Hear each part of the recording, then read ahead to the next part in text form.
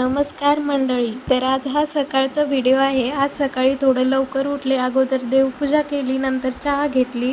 तोपर्यंत प्रिशू उठली. तिचे डोळे तर उघडत नव्हते, पण तिला उठायचं होतं. उठल्याबरोबर ती थोडंसं रडते. मग तिला शांत केलं, तिला ब्रश करायला लावला आणि नंतर मग तिच्यासाठी दूध बनवलं. तिने तिच्या हातानेच दूध पिलं आज. आणि आज आम्हाला बनवायच्या होत्या कुरडया, त्याचीच तयारी चालू होती. इकडं मस्त बाहेर चूल मांडली होती मोठी, त्या चुलीवरती चीक काटला होता आणि आम्ही सगळ्यांनी मिळून कुरडया केल्या. याचा पूर्ण व्हिडिओ पण लवकरच चॅनलवरती येईल. कुरडया झाल्यानंतर मग स्वयंपाक करायचा बाकी होता, तर मी लगेच स्वयंपाकाला लागले. अगोदर वरण भात शिजून घेतला, भाजी बनवून ठेवली.